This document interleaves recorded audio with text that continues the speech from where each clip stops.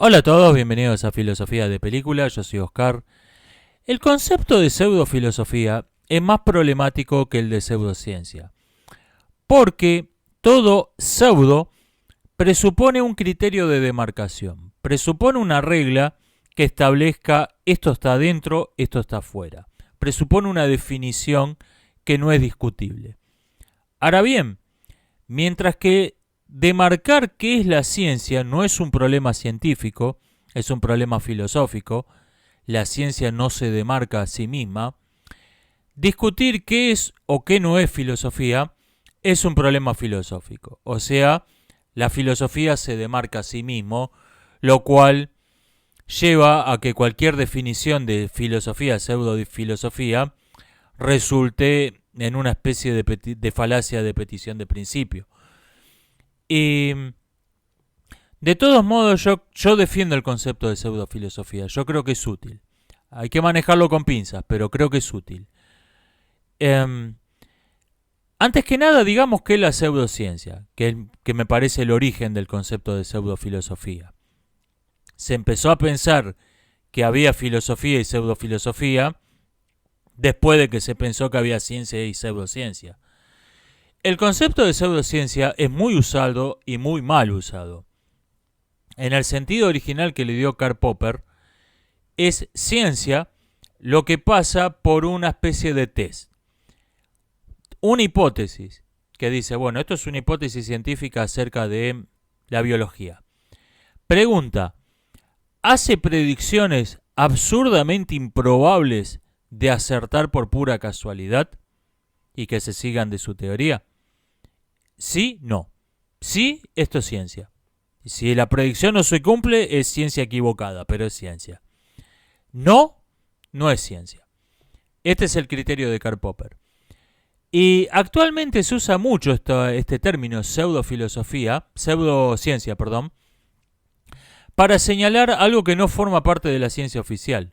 Bueno, el consenso de la comunidad científica rechaza la homeopatía,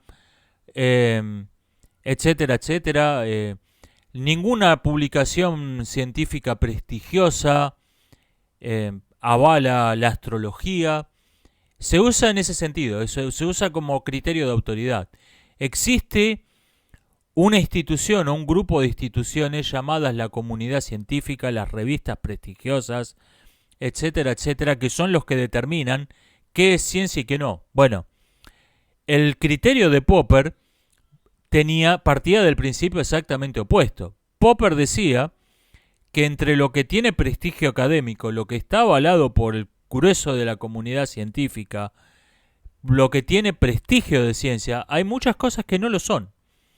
Y contra esas pseudociencias iban sus ataques. Llamarle pseudociencia al terraplanismo, a la astrología, en el criterio de Popper era casi una metáfora. Bueno, sí, podemos decir que estos tipos también son pseudocientíficos, pero no eran su blanco primario.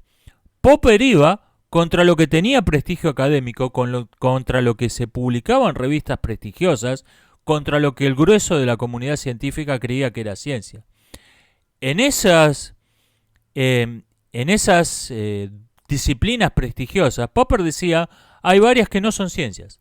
Hay varias que son como la astrología, pero tienen prestigio. Y yo creo que en el mismo sentido hay que usar pseudofilosofía. Si queremos decir que Paulo Coelho, la ley de la atracción o cualquier charlatanería de autoayuda por el estilo, Hoyo, son pseudofilósofos, bueno, como son pseudocientíficos los astrólogos y los terraplanistas. En ese sentido casi metafórico. Sí, está bien, esto también es pseudofilosofía. Pero yo creo que hay varios pensadores que son infaltables en toda historia de la filosofía, en toda colección de historia del pensamiento, son pseudofilósofos. Y para esto necesitamos un criterio de demarcación. Y acá viene el gran problema. Hay, creo, tres criterios de qué es la filosofía que ningún filósofo ha puesto en duda. Y me parece que deben tomarse estos criterios muy amplios, muy generales, como definición de qué es la filosofía. La filosofía, uno, la filosofía busca la verdad. Esto es amor al saber. El filósofo busca el filósofo busca la verdad. Y ahí viene, por ejemplo, la distinción de Platón entre filósofo y sofista, que es el origen del término. Dos, la filosofía es un pensamiento general. Es un pensamiento que no tiene un campo de estudio específico. El pensamiento que tiene un campo de estudio específico se llama ciencia. El pensamiento que no busca la verdad se llama propaganda, se llama ideología. Y tercero, la filosofía parte de la duda general. Parte de la duda total. No asume nada previamente. Pone a prueba todo. Y esto lo tienen en común filósofos modernos como Descartes y los antiguos pensadores de la naturaleza de Jonia. Si un pensador presupone algún criterio, dice, bueno, de esto no voy a dudar, no es un filósofo. Puede ser algo muy valioso, pero no es un filósofo. Puede ser científico, puede ser un teólogo, puede ser cualquier cosa. Filósofo no es. El filósofo no acepta ninguna idea incuestionable. Cada concepto, cada método, cada hipótesis tiene que ser puesta a prueba y demostrar su valor racionalmente. Bien, definido qué es la filosofía, definido de un modo tremendamente amplio, y realmente creo que esto no es un defecto, creo que algo tan amplio como es la filosofía, tiene que tener una definición amplia, vaga, genérica. No puede tener una definición muy puntual porque el objeto no es muy puntual, no es muy específico. Lo mismo ocurre con otras definiciones, como definir qué es el arte, etc. Dado que el hecho en sí es vago, es amplio, el arte, la religión, no se puede dar más que una definición vaga, amplia, genérica. Y tenemos ¿qué es la pseudofilosofía? Una vez que tenemos en claro qué es la filosofía, es pseudofilosofía lo que pretende ser filosofía y no cumple con estos criterios. O sea, no busca la verdad, no es un pensamiento general y no duda de algunos conceptos que usa. Los toma como verdades de fe, que en la teología se llaman verdades de fe, y en otras doctrinas pseudofilosóficas se le puede dar otro nombre, pero son verdades de fe. Hay palabras que no está permitido cuestionar, hay ideas que no está permitido poner en dudas, hay métodos cuya eficiencia no está permitido dudar. Y cuando un pensamiento tiene estas características y dice, esto es filosofía, mi canal se llama Canal de Filosofía, mi canal de YouTube. Mi libro está en grandes clásicos de la filosofía y no cumple con estos criterios, no busca la verdad, no es un pensamiento general y no duda de todos los conceptos, que no demuestra el valor de los conceptos que va a usar. Eso es pseudofilosofía. Y repito, no me interesa denunciar como pseudofilósofos a Hoyo, a Paulo Coelho. Hay infaltables en las historias del pensamiento, hay infaltables en las colecciones de filosofía, hay tipos que son presentados como filósofos ilustres en instituciones oficiales, incluso pueden llevarlos a parlotear al parlamento, y son pseudofilósofos. Así que realmente considero útil el criterio de pseudofilosofía. Hay que tener cuidado que no degenere en el mismo sentido que degeneró pseudociencia, que no se convierta en una falacia de autoridad, que no haya un grupo de tipos que digan nosotros somos los filósofos autorizados, los que publicamos los libros relevantes y nosotros decidimos el consenso de nosotros decide qué es verdadera filosofía y qué es pseudofilosofía. Hay que tener cuidado que no se convierta en una falacia de autoridad en manos de un grupo de charlatanes propagandistas como ocurrió con el concepto de pseudociencia. Pero el concepto en sí es útil. Me llamó la atención un video que vi en YouTube, cambiando de tema, que se llamaba, un video de un canal de matemática. ¿Cuánto es 0 elevado a la potencia 0? Pero lo pensé medio segundo y dije, 0. Y hice clic porque dije, esto debe tener alguna rosca, debe salir con algo interesante. No, el video era una demostración de que 0 elevado a la potencia 0 es 0. Ahora bien, ¿cuál fue mi criterio? Yo pensé esto. La potencia es una serie de multiplicaciones. ¿Qué es la multiplicación? Una serie de sumas. O sea, la potencia es una serie de sumas. Por lógica. ¿Cuánto es 0 más 0 más 0 más 0 más 0 más 0 más 0? 0. Ese fue mi razonamiento. El del autor de este video llegó a la misma conclusión, pero por un camino extraordinariamente rebuscado, complejo y completamente innecesario. ¿Por qué cito esto? Porque ocurre a veces que un problema no es fácil de solucionar, no porque uno no tenga los conocimientos suficientes, sino porque tiene demasiados. No porque no sepa lo que tiene que saber, no es porque sepa muy poco, sino porque sabe mucho.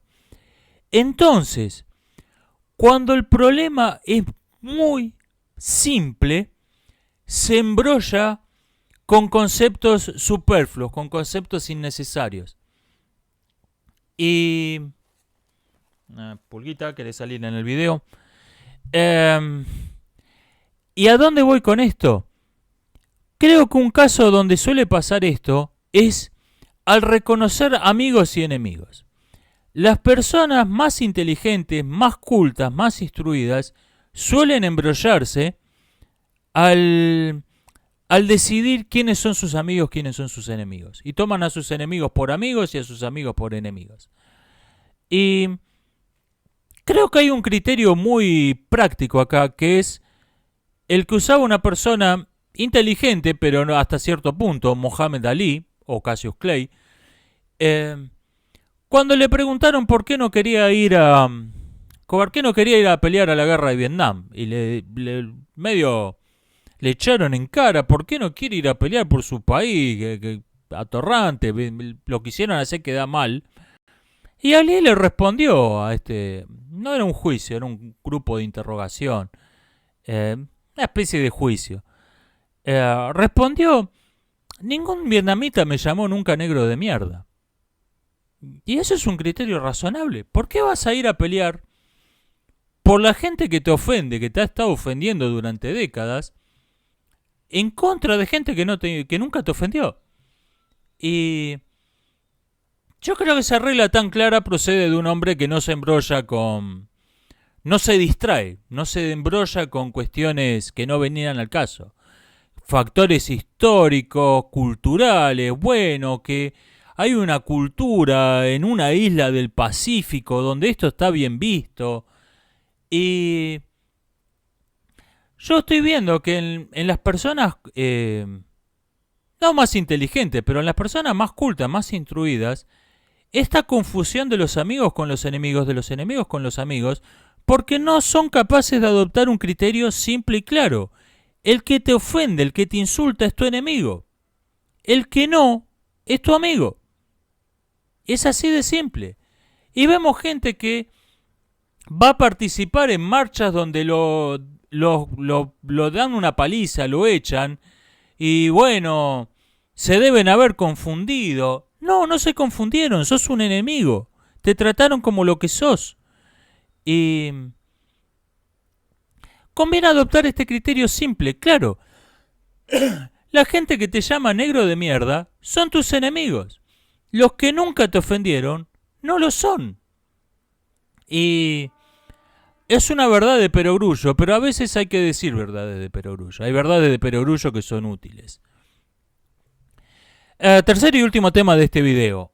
Hay algún intento en Hollywood de cortar un poco con toda la basura política de ultraizquierda que han estado creando en los últimos años. Bueno, vamos a darle a los fans lo que quieren.